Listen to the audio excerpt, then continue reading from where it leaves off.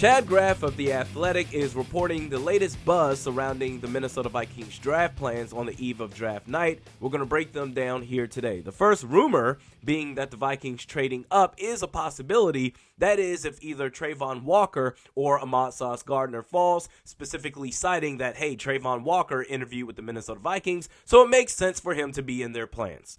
If either of them falls, Graff mentions pick 8 as the potential target. The Vikings would have to forfeit picks 12 and 77 to move up 4 spots. Now, Trayvon Walker, edge rusher out of Georgia, I don't believe he'll fall to 8. He could be first overall, certainly within the top 5. Sauce Gardner, I could see that happening.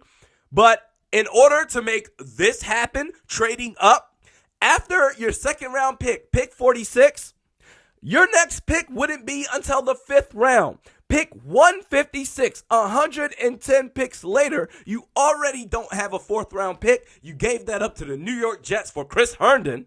Could have traded for Zach Ertz. He got dealt for a depth corner and a 5th round pick, but nope, Chris Herndon. Thanks a lot, Rick. You already don't have a 4th round pick, and we're talking about potentially giving up the 3rd round pick as well for Sauce?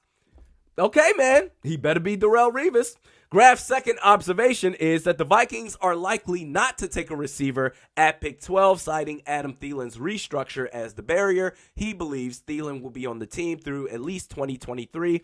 I disagree on 2 fronts. The first is, if Jameson Williams is available at pick 12, the Vikings could very well take him. And on Thielen's restructure, 2023, Adam Thielen has a cap hit of nearly $20 million. That ain't going to fly. He'll be 33 at that point. I believe this year, 2022, will be his last season in Minnesota, and that they will designate him as a post-June 1st release next year, saving $13.4 million in cap space. The third observation by Graff is that if Derek Stingley Jr. is available at pick 12, you can call it a day for the Vikings. That I can see happening. I do believe that's a possibility for Minnesota, citing Durante Jones, Minnesota Vikings defensive backs coach, who was also the defensive coordinator and defensive backs coach at LSU with Stingley Jr., worked very closely with the player and probably has more intel into his injury history compared to any other team in the league. The Vikings taking Stingley at 12 would be the least surprising move of tomorrow night. And if he's not there at 12, Derek Stingley Jr., Chad Graff believes the Minnesota Vikings will trade back. My overall take on all of this is we literally do not know. Nobody knows what the Vikings are going to do or what they're planning on doing. That is, except for the people within the draft preparation team of the Vikings themselves. All the rumors that come out, and Chad Graff does an amazing job covering this team. I know he's not pulling this information out of a hat. I know he's getting this information from a team source, but the game, part of the game, the draft game, is The Art of Misdirection. The movie, Cinderella Man.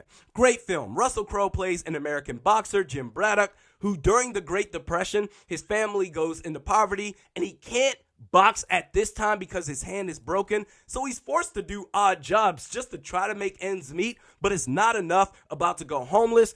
I need to get back in the boxing to make money to support my family, but I don't have any money to train at all. Whatsoever am I going to do? His wealthy friend and manager, played by Paul Giamatti, spots the training fees. Don't worry about it. I got you. He gets a couple of fights, gets a winning streak going on, makes a couple of bucks. He's feeling good.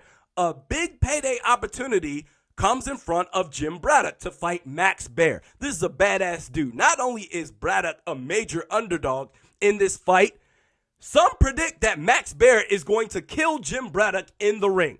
Renee Zellweger, who plays Braddock's wife, shows up at Paul Giamatti's house. Now remember, this is a wealthy-ass dude, luxurious house. He opens the door just ever so slightly, trying to prevent her from coming in. She's like, "Let me in. Don't you put my husband in danger." Okay, fine. She goes into the house. Nothing is there. There's like one chair. Everything else is gone. She's like, "What the hell is going on?" He goes, "You got to keep your hands up." He sold all of his furniture, all of his belongings, just to be able to support Jim Braddock's training. Everyone thinks, oh, he's so wealthy and he's so rich. They were suffering as well. You got to keep your hands up. I think that's what the Vikings are doing, just like any other team during draft season. All these rumors, it goes out, preventing the public from knowing what it is that they are actually going to do. I'm so glad that draft night is here. Well, Draft Eve night is here anyway. We'll see you tomorrow.